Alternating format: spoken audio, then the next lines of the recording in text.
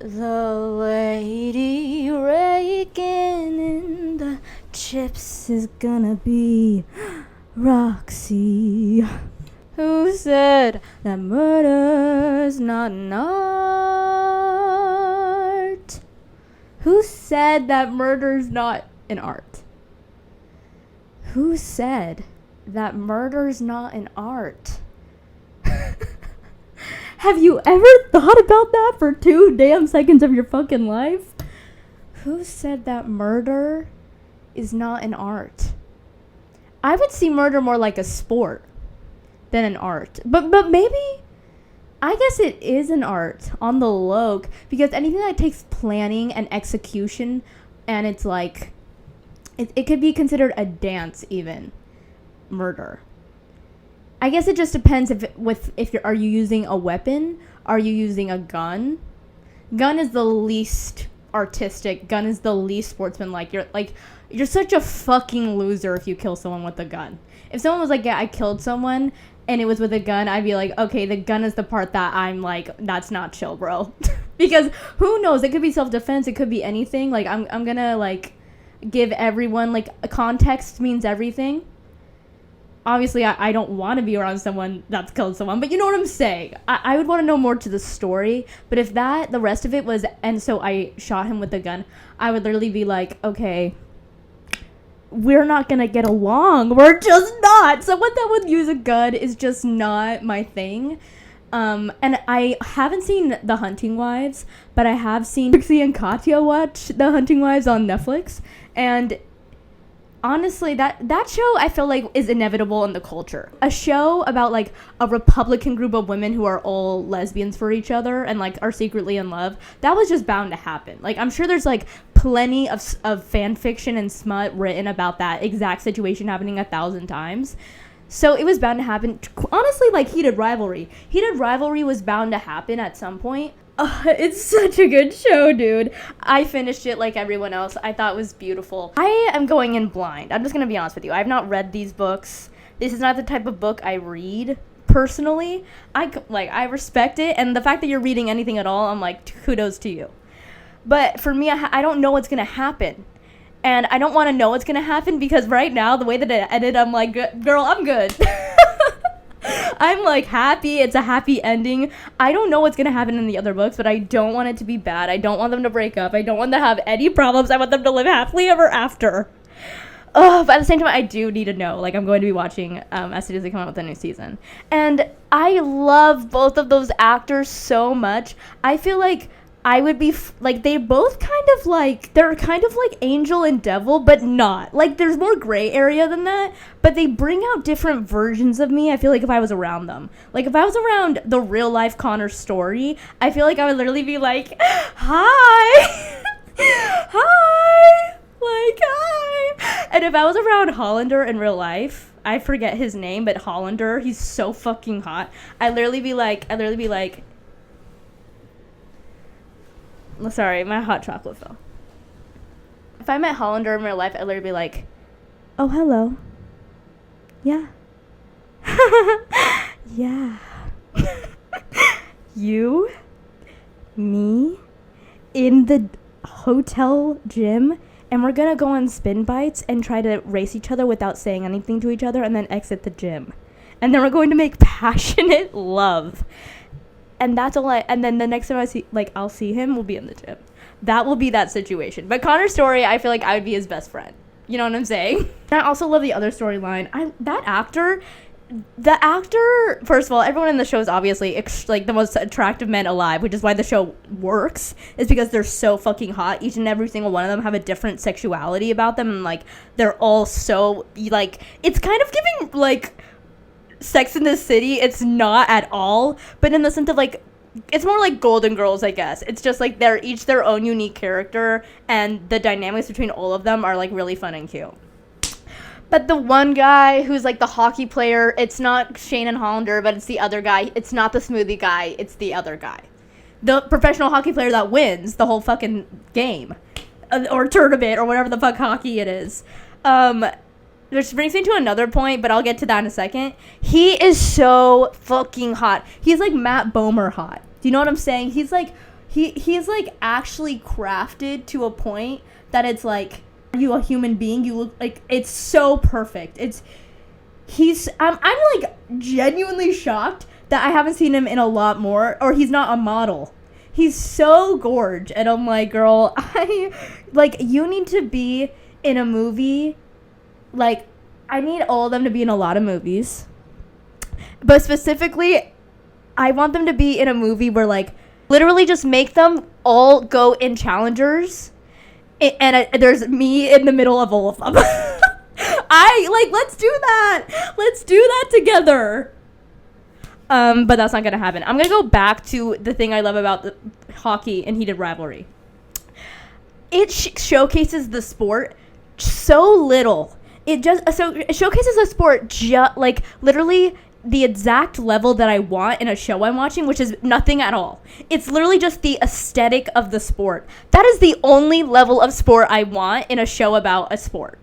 Like, all these, my dad would growing up would make us watch all these sports movies, like Rudy, the Notre Dame one, or Notre Dame. I don't know anything about, but he would sit us down and be like, you need to watch this movie, and I'd be like, why? And it'd be so much about sports, and it'd be watching them practice over and over and over again, and like, I hated it. And this show showcases hockey so little. It's literally like split cuts of them actually playing hockey, and then it's more about like what's behind the scenes of like what's going on in the locker room, which quite frankly is much more interesting in my opinion. What's going on in the locker room to me is like the most intense or like the most interesting place to be in a sports game at all. To watch it on the field, I'm literally like, oh my god, I hate it. I don't want to do it. Don't make me do it. I don't want to watch sports. It's not interesting. I've tried, and I can't do it. The only thing I can really do is like a baseball game. I do love a baseball game because it's relaxing. A baseball game is relaxing. It's a long time. You got nowhere to be. It's like yummy food. Like, I don't really eat hot dogs unless I'm at a baseball game, and I think that's kind of special. You know, I think that's special. I would get my family is a Dodger family, and so we would go to Dodger games whenever we would visit LA, and we would visit LA all the time growing up because we only ever traveled to California because we lived in Las Vegas. That was the only place we traveled. So we would go to a lot of Dodger games growing up, and I associate like a Dodger dog, the sunset. I would always get blue cotton candy, and then I would take a picture every year. Not every single year we went, but like whenever we would go, I would like have a stained blue mouth, and I would take a picture of me sticking my tongue out. That's beautiful. That's memory making. That's fulfilling. That's like living life the way that it is intended to be lived. You know what I'm saying? And it's just all very exciting. And I don't think I've ever been to a baseball game where the team I'm going for has lost. I've been very lucky. I haven't been to that many baseball games, but all of them have won. And then at Dodger Stadium, they always do fireworks or something, or every night we went on firework night. I don't fucking know. I'm not like knowledgeable enough about any of this. I'm just talking about the experience. That was very nice. No one's getting tackled. There's not like a lot of start, stop. That's not true. There's a lot of that in baseball. But it's very much like we're taking our time. We need a reset. You know what I'm saying? Honestly, the baseball players are really hot, and it's like they're hot. Like, I don't care. They're all really hot. And it's just like fun to stay with your family and all cheer. It's like it makes you feel alive, you know what I mean? And the baseball is just enjoyable enough for me. It feels very American. I feel like my most patriotic when I'm watching RuPaul's Drag Race and when I'm at a Dodger game. When I'm watching RuPaul's Drag Race, I'm literally like, the most talented people in the fucking world live in America and are on this show.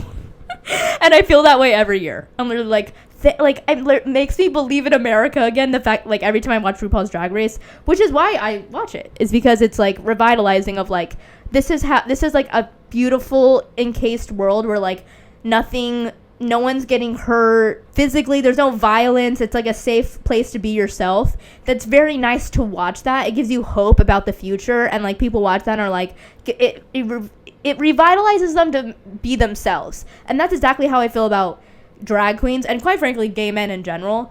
They as a whole but especially RuPaul's Drag Race has made me feel so confident in, like, my femininity, and, like, not have a male-centered gaze on my femininity, but a female-centered gaze, a feminine gaze of my femininity in a way that's for me, and not to look hot or not to be, you know, consumed. It's for me, and it's okay to want things for myself, and it's okay to be who I am. You get all that encased in a beautiful fucking bow, and it's funny, and it's riveting, and I have found, like, my favorite fucking comedians of all fucking time through drag queens. And I think that's something that's actually underrated. Like, when people think of comedy, I feel like they think of, like, your classic male comics, like stand-up comedy. Literally, some of my favorite stand-up comedians are drag queens. I think Bob the Drag Queen is, like, one of my favorite stand-up comedians. And I also have another one that I just saw, like, a couple nights ago. And it was the best night of my entire life. And that person's name is Richard Perez. Richard Perez. I love him. I have yet to go to a stand-up comedy show in New York. I went to a couple in Hawaii. I saw Ronnie Chang in Hawaii, and he was great and very funny, and it was very healing because it was post-COVID, and it was, like, just right after COVID. He was in Hawaii touring, and he was, like, made a lot of jokes that made me feel very good about being around other people again, and made me feel, like, very validated in my political opinions, because he's very funny and very smart, and he's a smart comedian. So he was a great comedian to see.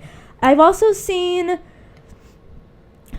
saw one more while I was in college, but the first one I saw in New York was Richard Perez, and I met Richard Perez. He's a close personal friend in my head.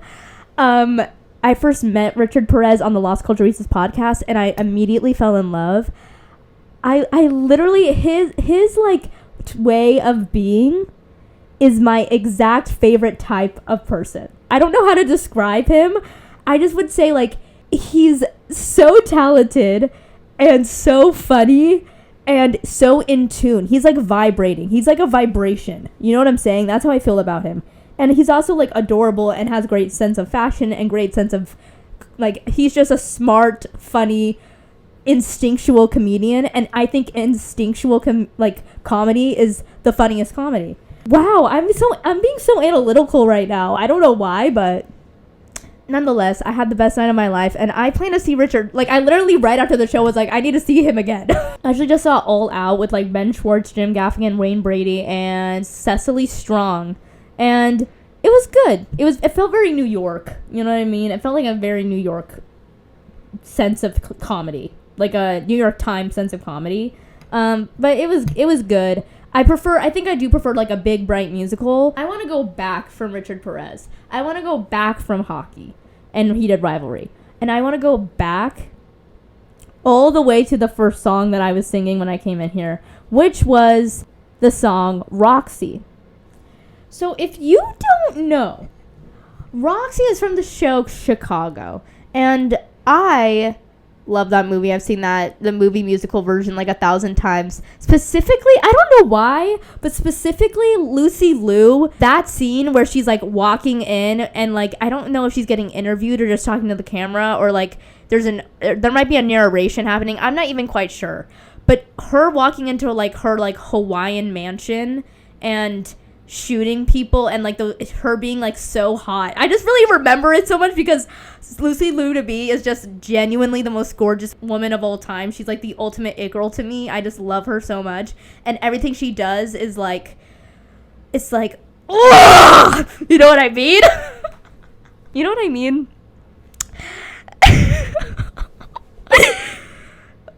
Anyways, that scene from Chicago with Lucy Liu is just, like, literally burned in my memory of just, like, a scene that is, like, a core memory for me. Like, the Inside Out balls in my mind is the Lucy Liu scene from Chicago. But also, I love that show so much, and it's a show that I would listen to growing up, and, like, he had it coming, he only had himself to blame. If you'd have been there, you would have done the same. What's that called? whatever that song's called, I have memorized the entire thing. And fun fact, my older sister Madison, who I love and cherish and look up to and love so much, she speaks Hungarian. And that's not a language that comes up a lot in like pop culture. But for some reason in that song, the lady has a whole monologue in Hungarian, and it's great because I have a literal physical being in the car when we're singing the song in the car who can do that part. And not everyone has that. You see how that's a privilege? You see how I'm actually grateful and lucky, and I'm like proud of my family? She literally is able to do that verse when we're all have it, because it's like a 7-part song, and we all play a different person, and she gets to be the Hungarian one. She is able to execute it. It's a very satisfying thing that I'm able to do in my life that most people can't. So I'm going to express my gratitude for it. So the storylines are pop, squish, fuck, what they call pop, squish. Fuck, I don't know the rest. Cicero, lip shits. Okay, my favorite is Cicero. Because obviously it's Catherine Zeta-Jones. It's Catherine Zeta-Jones. And she's just like, should have won an Oscar for that movie. I don't give a fuck. Honestly, all of them should have. Literally, we had Queen Latifah in that movie singing If You're Good to Mama, Mama's Good to You. And there was no Oscar nom? Like, what are we even talking about? But Catherine Zeta-Jones was so good. And she was pregnant in that movie. Can you believe that?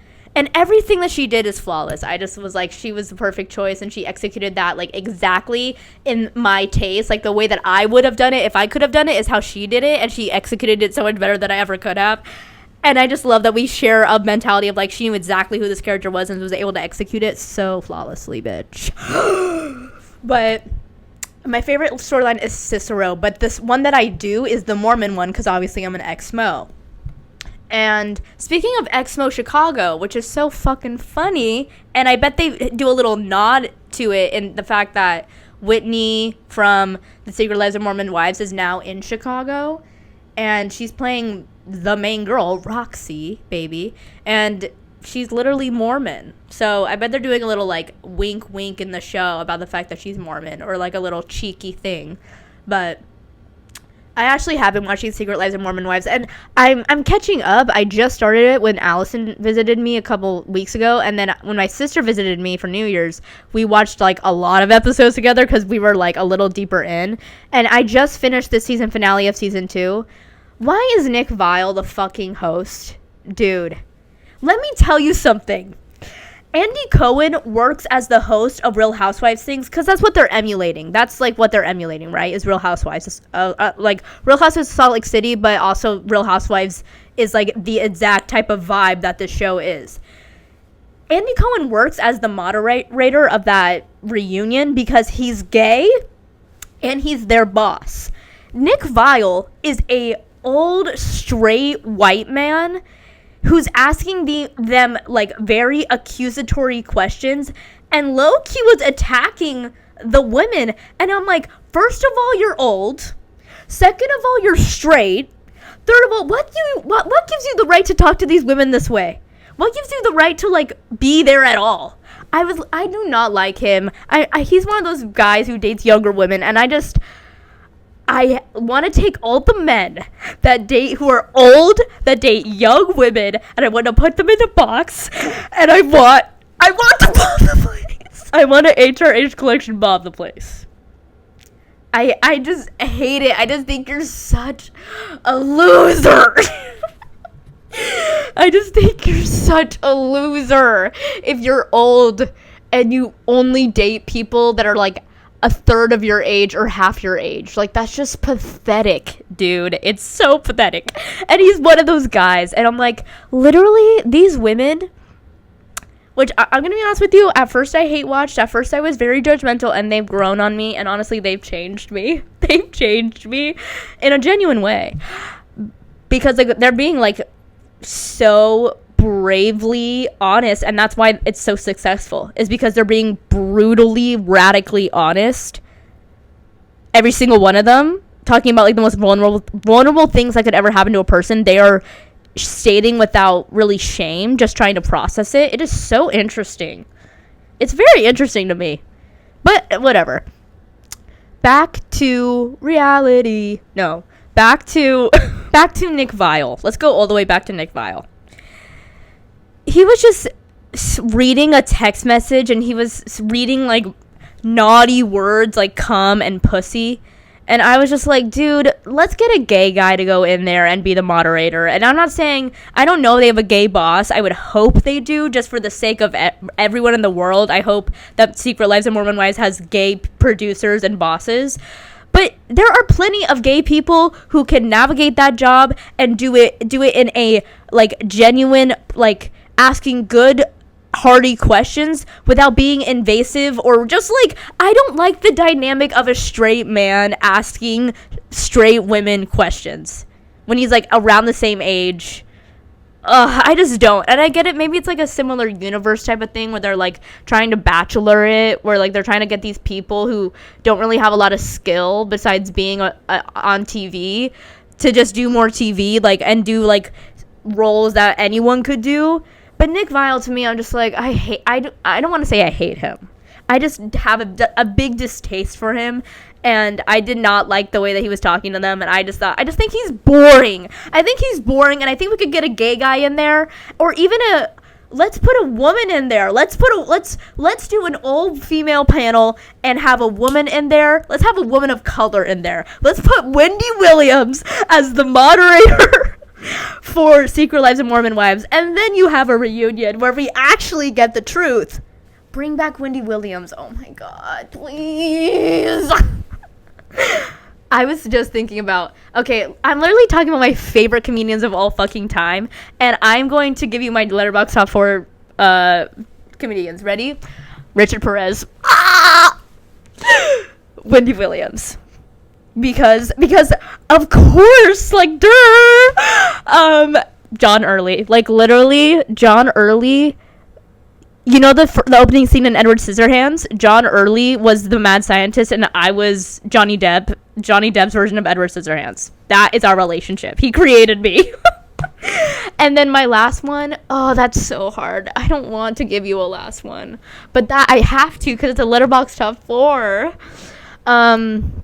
My last one is, who's a comedian? Honestly, Pee Wee Herman. Oh, and I love Julio Torres, and I love Amy Poehler, and I love Bowen Yang, and I love Matt Rogers. I love Benito Skinner, and I love Mary Beth Barone. I love so many, but I'm just gonna give you those top 4. I think that's good, right? Wendy Williams, Richard Perez, John Early, Pee Wee Herman. I stand by that. Oh, and I love Bob the Drag Queen, and there's so many drag queens that I love. Fuck! You can't win them all! But I will say that my favorite drag queen of all time is Violet Chachki. I'm gonna say something that sounds very cool, and honestly, it was really cool, so I don't give up. I was living in France, and my sister Ray Ray was living in Barcelona, or Barcelona, if you will, and I came to visit her, because I was in the south of France. I came to visit her for like a weekend, and I took like a really sketchy bus because it was the cheapest option. But honestly, it was really beautiful because I was fucking out in like a bus, watching beautiful countryside of France. Like, it was gorge, but it was also like a public bus. You know what I mean? But yeah, so I went to go visit her, and we were walking around Barcelona, and I saw like, I literally had just finished, because I went back to watch RuPaul's Drag Race, the early seasons. I just finished the season where Violet Chachki won, and had just seen her in that, like, purple. Oh, my gosh. That's still, I think, the best, like, reveal of, like, the winner. That purple, like, I don't know how to describe it, but, like, a gown, obviously, and then the purple, like, curled hair, and her makeup is perfect, and she has, like, the wand or whatever the fuck they win, and she, like, twirls in her hands. Oh, that's such good. But that's why she's my favorite. Anyways, I saw Violet Chachki posters all over the city, and I was like, and I like saw them, like, oh my god, that's Violet Chachki. I stopped in my tracks, and I was like, oh my god, that is Violet fucking Chachki. I would live and die, and like, I would let her like use me as a treadmill. Like, I would do anything for her. And she's just so fucking good. And, like, no one's waist is tighter. No one's heels are taller. No one is more fucking, oh, it's so good. But anyways, I saw it at first and I was like, okay, and I kept moving because I was there for literally, I think, one night. And then I left in the morning. It was very short because we both were like on internships. Well, she was doing school. She was doing a study abroad and I was on an internship. And so we both had like obligations to get back to. So this was like the one weekend we could see each other. And so I ignored it because I'm like, we're not going to do that. And then I read it again and she was performing for one night only the night I was there. And I was like, Ray, if the tickets are low and there are still tickets, we are going to see her tonight. And guess what? The tickets were low. And there were 2 tickets available. And we went to our first drag show together. I was 19, she was 18. To a Violet Chachki performance in Barcelona. And it was one of the best nights of my entire life. It was my first drag. Wasn't my first. It was my second drag show. I went to a free drag show at like a museum during Pride Month of 2021.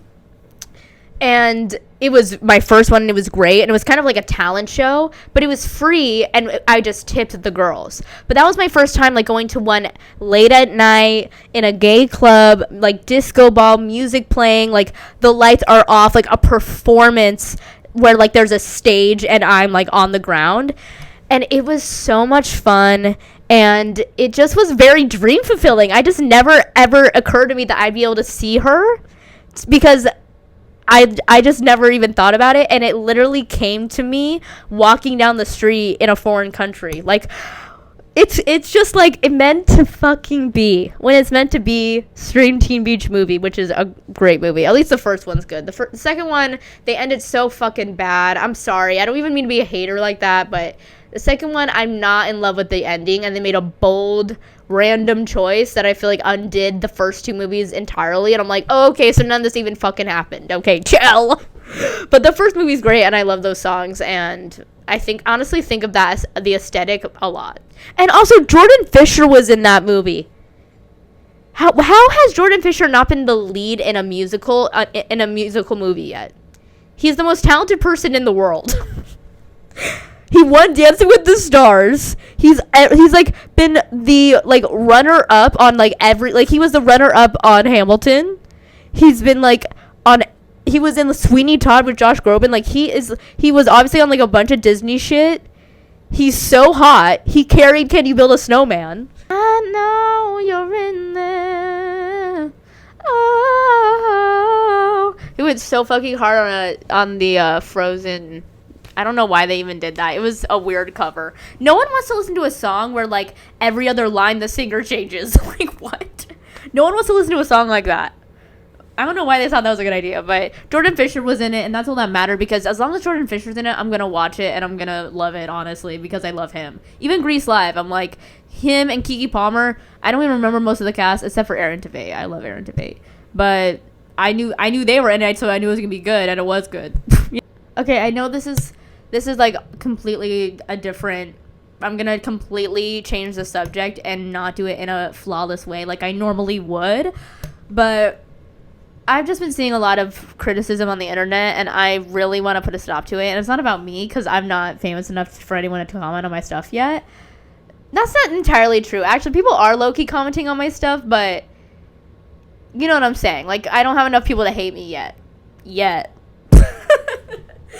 I'm sure I'm manifesting that I'll have a group of people that hate me soon. Like, don't get me wrong. As well as a group of people who absolutely love and adore me. I just know that I'm like I wouldn't want to say controversial figure. I don't think I'm controversial. I just feel like you either love me or you hate me.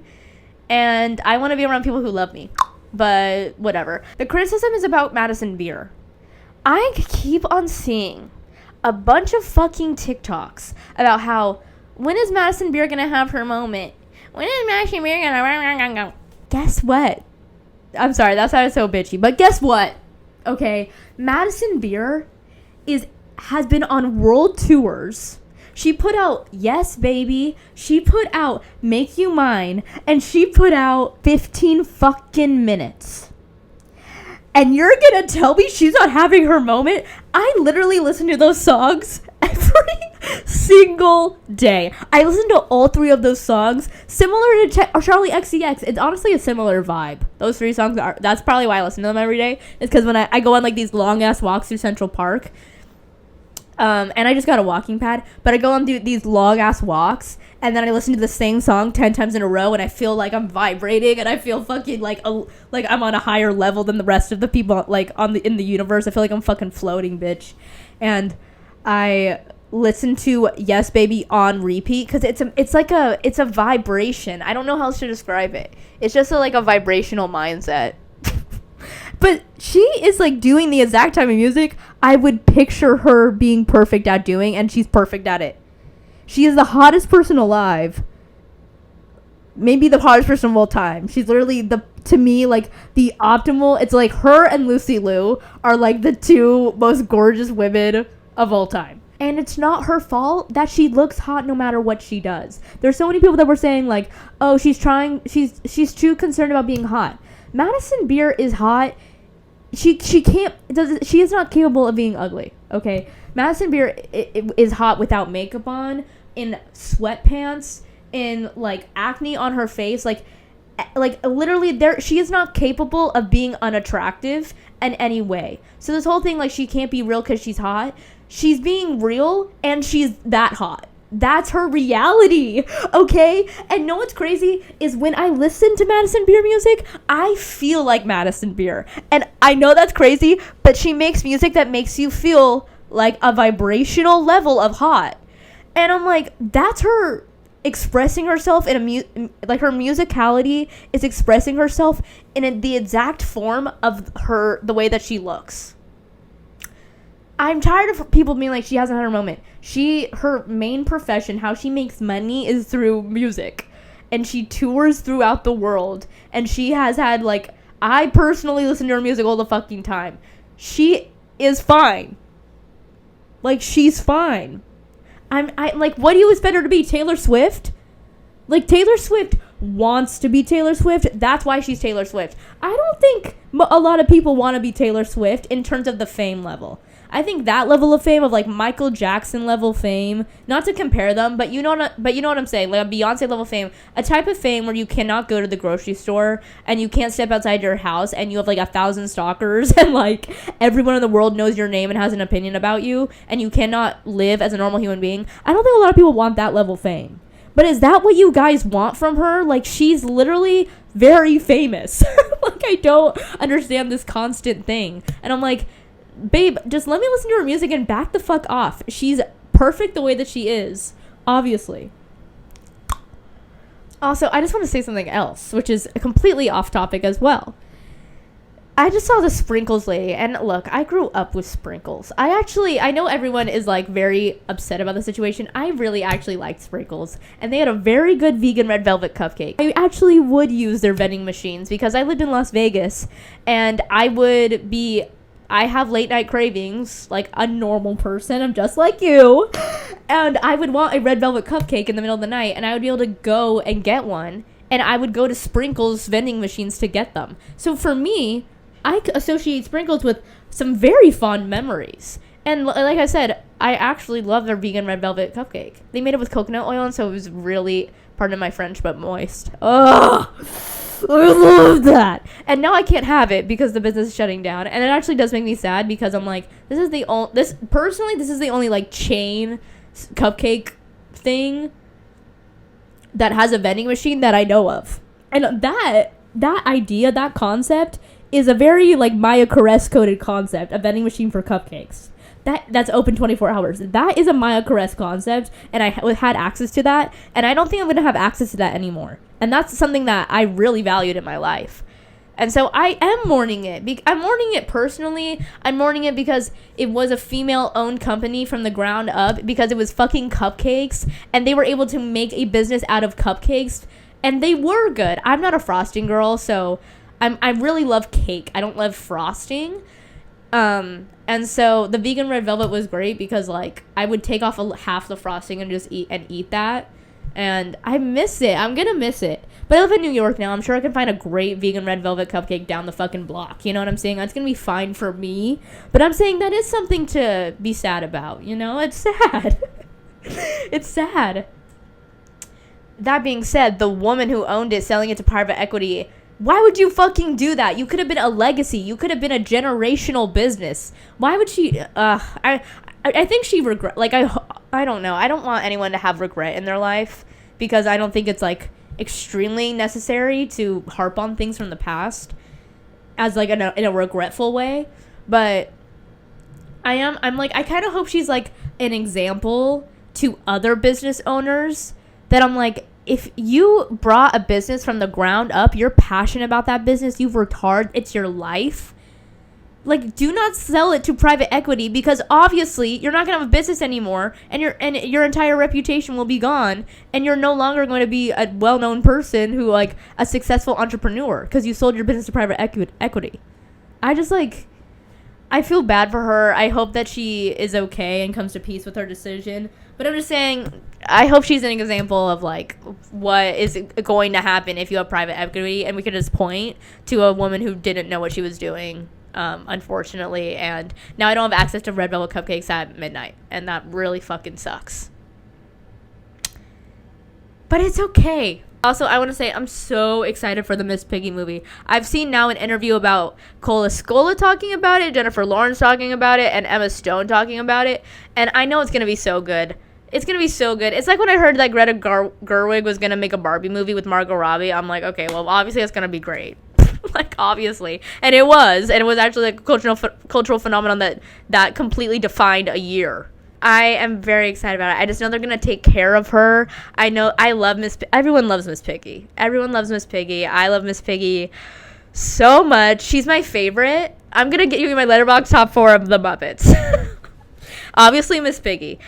But honestly, she's like my favorite by a long shot. She to me is the appeal to the Muppets. If they didn't have Miss Piggy, I don't think they would have, like, I don't think I would have paid as much attention to it because I was just like, Miss Piggy, Miss Piggy, Miss Piggy. That being said, Miss Piggy is definitely like the George Washington on that Mount Rushmore. You know what I'm saying? Animal, love Animal. Janice, because of course I'm literally a combination of Janice and Miss Piggy. I love the two old guys who are like haters who live in the box. The two old best friends. I very much feel like a kinship to them. But yeah, I'm very excited for the Miss Piggy movie, and I just love it so much. And I don't know how long I've been talking, but I'm gonna wrap it up with a Muppets associated thing. So something that I hold extremely dear and true to my heart, the John Denver Muppets Christmas album. And I listen to the album like all the time during Christmas, and we just had Christmas. It's now a new year. And I love John Denver so much. And that specific album, literally, I don't usually cry in music. There's some songs that make me cry. But I cry listening to those Christmas songs. It just holds just a genuine coziness and safety and, like, purity. It's really like a purity thing. Of, like, it's pure happiness and joy. It literally makes me tear up thinking about it. That's the type of stuff that makes me cry. Like, I truly do not cry when I'm sad. When I'm sad, I want to be left alone. I'm just quiet and silent and just like, I'm not moving. I don't really have the energy to cry when I'm sad. I'm more like depleted when I'm sad. You know what I'm saying? But when I am like so happy, I can't think. When I'm so happy that I'm like radiating, I begin to cry because I'm like I'm fucking happy, bitch, because I'm overwhelmed with emotion of just like genuine, authentic happiness. I don't know how else to describe it. And that album does that for me. And specifically John Denver, once again, he's on like my top 4 Letterboxd artists of all time, which I'm also going to give you right now. And I'm also going to end the episode, I promise. It's John Denver. It's Ella Fitzgerald. I literally want to say Sade, so I'm going to say Sade. Oh, man, I have one more. Oh, man, it's always the last one, too. I have one more. And I'm trying real hard to not say Ariana Grande. I'm trying real hard not to say DJ Ojo. I'm trying real hard to not say a lot of people right now. Who am I going to say? I'm trying real hard not to say Casey Musgraves. Who is my favorite? Ella Fitzgerald, absolutely. John Denver, yes. Sade, yes. Oh, man. I'm gonna go with Ariana Grande. I listen to Ariana Grande every single day. I have to put her in there. I have to. I'm sorry. I have to, dude. It's not even a choice. But John Denver for me, I mean, he's the only guy in there. I feel like that it's because he really truly grants me almost like an entire, like, he's a big, like, when I listen to his music, it's quite world building, and I feel like I'm in Denver looking at, like, gorgeous nature, and he really gives me peace and serenity. And so does Sade, and so does Ella Fitzgerald, and so does Ariana Grande. So there you go. That's, I guess, what I look for in music is, like, I want to feel an emotion that's consuming and makes me feel almost like in a meditative, different, alternate reality, because it makes me feel heightened. It makes me feel better about myself. It makes me feel like I'm a certain version of myself, and also obviously it makes me feel peaceful, and I crave peace, and I love peace, and I love when I can do that and set a tone and set a mood. Oh, I love that. And this is actually my last thing. I promise this is my last thing. Okay, I recently got a walking pad, and I'm someone that, like, honestly my only form of exercise, I do a little Pilates. I'm trying to get back into it for the new year. I do a little Pilates in my home watching Move by Nicole every so often, but mostly I go on, like, long ass walks for hours like a crazy person. And I just got a walking pad because I obviously, like, a major part of that is going outside, getting vitamin D, like, being outside in the world, specifically Central Park. There's so much life happening. I love doing that every day. Like, my optimal day is going on a long ass walk through Central Park. That being said, it's really cold, honey. Okay, it's colder than Miss Maya Caress was capable of knowing, to be honest with you. I've lived in Las Vegas and I lived in Hawaii, baby. Like, this is my first cold. And so I'm like, well, I gained weight during the winter because I was like, it's too cold to go on a walk. I would need so much gear that I don't have yet for the winter in order to do that. So I ordered a walking pad, and I don't know why, but I've been using my walking pad, like, since every day since the new year, because I just got it. And I don't know why, but I come home from work. I don't know if I should be sharing this, but I'm going to share it. I don't give a fuck. I come home from work and I strip off my clothing until I'm just in my underwear and bra. And then I walk for like an hour and 45 minutes for like 5 miles. And I listen to pop music and like basically dance on the treadmill. And also my room is hot as fuck. Like right now I have my door open because to like the outside cold because it's so hot in here because I don't know how to work the radiator. I close the door. It's like a sauna in here. So it's like I'm doing like hot yoga, but I'm basically like lip syncing on a treadmill. Like I'm fucking like runway walking on the treadmill, like blasting Charlie XCX and Madison Beer and Ariana Grande. And it really has changed my life. Like it's one of the best things ever because I don't think that's a normal way to work out, but it's once again very Maya Caress-esque. That is the way I work out. Is I'm either like going through a walk for hours through Central Park, witnessing life. Sometimes I talk to myself and I work through things to myself while I'm walking, and I look like a crazy person, but I don't really care. I live in New York. They've seen crazier things than a woman talking to herself. That's what I do now. You know what I mean? Like I do this just like walking and talking about things I can't talk about on the internet for private reasons, like that type of thing. My psyche. I talk out loud about my psyche. But I either do that or I like in my underwear walk on a treadmill for 5 miles blasting Madison Beer and lip syncing and dancing on the treadmill. It's honestly giving like Side to Side by Ariana Grande, but it's just like a candle lit and and a silent, because I'm not singing it and I'm listening to it in my headphones so I can really blast it. So it's literally just like my steps on the treadmill and me like moving around and dancing while I walk on the treadmill. But but I just want to say as well, and then I will end it. Oh my god, I will end it. I promise. I just want to say as well, like, the last couple of days of this entire the last couple of days of this whole year, doesn't make any sense, but it's probably, I'm recording this around like January 9th, have been really good. And it makes me feel very happy because I've been going through a very rough time in my life. And I just feel very happy that, like, I am very consciously taking care of myself. Like, I am exercising every day. I'm eating very healthy. I'm literally meditating. I was at such a low point before I started doing this that I literally meditate every morning, every night, and whenever I have a break at work, I do a meditation. I'm meditating 3 times a fucking day. I'm going to bed around 9:30 p.m. Like, I'm locked the fuck in. And when you're taking that much intention in your life in order to make it better, it has been better. And I think it's a reminder to myself of, like, I was staying inside, not exercising, and I was, like, gaining weight and eating honestly recklessly, like, I would literally have like pizza and then more pizza, and that was my diet, like, and like ice cream and chocolate, like, genuinely just like no nutrition at all, because it was a holiday. So I'm like, yeah, I'm gonna have like a giant Christmas cookie box in one sitting because I can. And I have grace for myself. I enjoyed those moments. It was like very indulgent. But that being said, I was miserable and like mentally wasn't doing well. And I had like little pockets of happiness when I would have like bad food for me. It was and then like immediately feel bad about it. It was very shameful. It was like really contributing to my like mental state and how I felt about myself.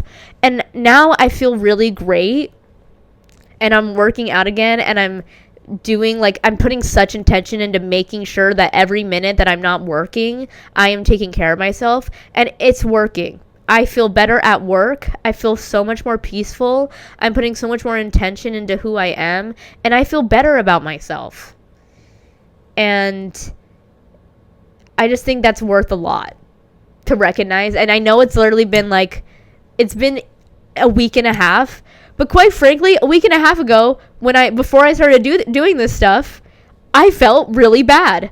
And ever since I started doing the stuff, I've been feeling really good. And I think that a week and a half of doing that with that much like intention and like living very disciplined has been very helpful for me. So I'm going to end it on that note. And I love you. I love you so much. I love you so much. You know I love you so much, dude. You know I love you so much. Anyways, bye.